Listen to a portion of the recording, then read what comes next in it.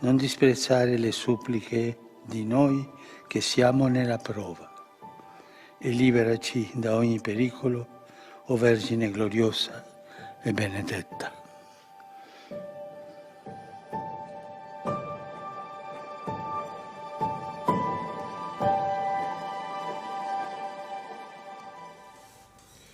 Para saudara-saudari terkasih, dalam video tadi kita menyaksikan Bapak Suci Fransiskus berdoa kepada Tuhan melalui Bunda Maria dengan sarana ikon atau lukisan, bukan patung.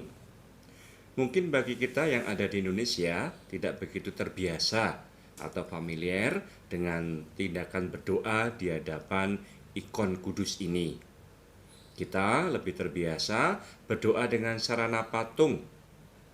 Perlu kita ketahui, sebenarnya dalam tradisi kita, ikon suci ini berkembang pada masa Bizantium di sekitar abad ketiga. Dalam perjalanannya, ikon suci ini memang lebih berkembang di gereja timur daripada di gereja barat atau di gereja Roma. Namun bukan berarti di gereja barat, gereja Roma yang kita ikuti ini, tradisi ikon suci ini terus ditiadakan. Tetap saja tradisi ini ada, hanya tidak begitu populer. Para saudara-saudari yang terkasih, Paroki Tias Dalem Gusti Yesus Macanan akan menghidupi tradisi ikon suci ini. Ikon tidak hanya sekedar sebagai hiasan gereja, tetapi sebagai sarana untuk berdoa dan bersembah bakti. Maka hati kudus Yesus sebagai pelindung paroki akan selalu dihormati dan diaturkan sembah baktinya oleh umat melalui sarana ikon atau lukisan ini.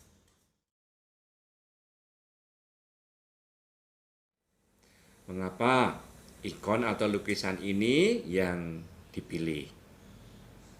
Karena ikon hati kudus Yesus ini adalah ikon yang mempunyai catatan sejarah yang cukup lengkap dibandingkan dengan ikon-ikon hati kudus Yesus yang lainnya.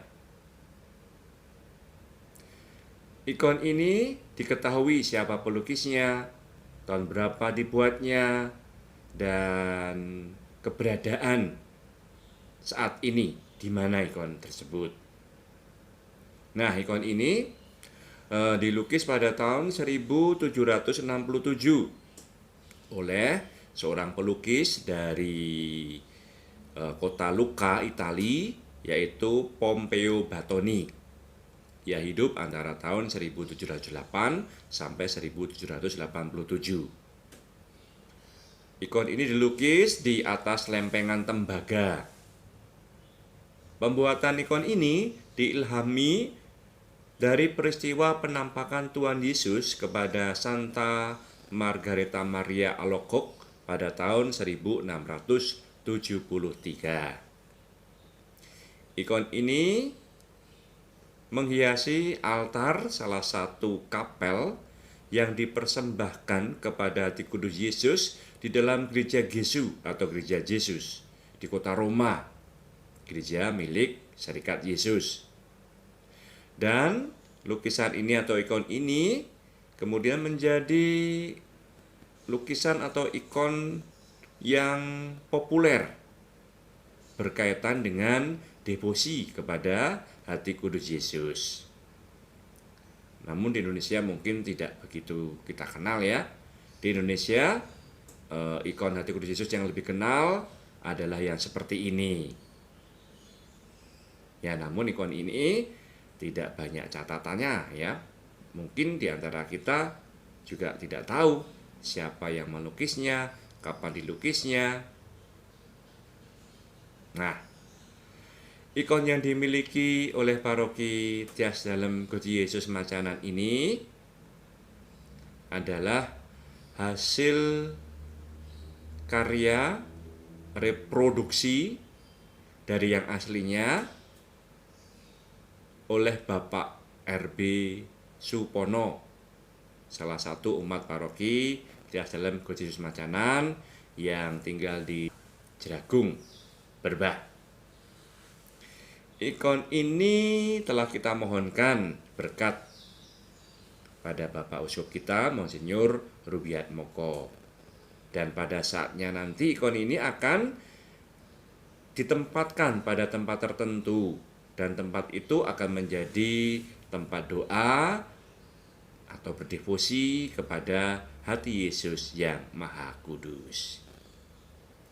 Demikian saudara-saudari, sedikit penjelasan tentang tradisi berdoa di hadapan ikon suci.